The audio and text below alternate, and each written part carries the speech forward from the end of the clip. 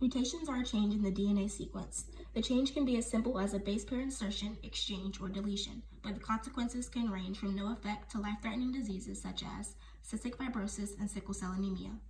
And some may have been mutated and trained for 15 years as a martial artist by Master Splinter. I'm sure that you have all heard of Teenage Mutant Ninja Turtles. Today, I'll be exploring how mutations can do as much as transform Leonardo, Raphael, Donatello, and Michelangelo into anthropomorphic beings. Before their magnificent transformation, their DNA coded for the following proteins, and after, the amino acids were the following. As you can see, the third nucleotides in the codons of the sequences, or the wobble position, are unknown. The only thing for certain is the amino acids that generate protein synthesis. Up until the third codon, the sequences were identical. In the first position of the third codon, there was an insertion of the base adenine, and the amino acid becomes inole or isoleucine. As demonstrated, the insertion of adenine shifted every nucleotide following a position forward. This insertion is defined as a frameshift mutation, which is the insertion or deletion of one or more base pairs in the gene, shifting the reading frame in all codons following the mutation. With the original sequence, I am able to figure out the exact bases that make up the codons in the mutated mRNA sequence.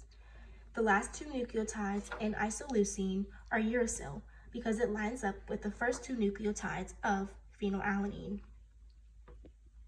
The final nucleotide of phenylalanine is cytosine because it lines up with the first nucleotide of histidine in the mutant sequence. Histidine ends with the cytosine because it lines up with the second nucleotide in 309.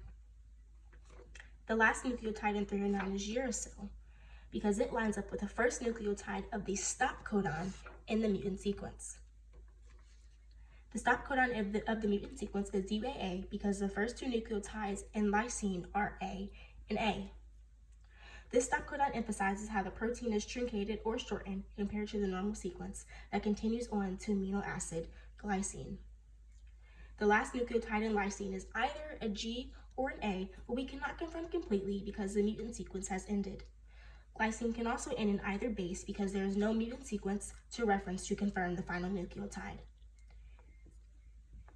Here is the complete coding sequence of the mutated DNA.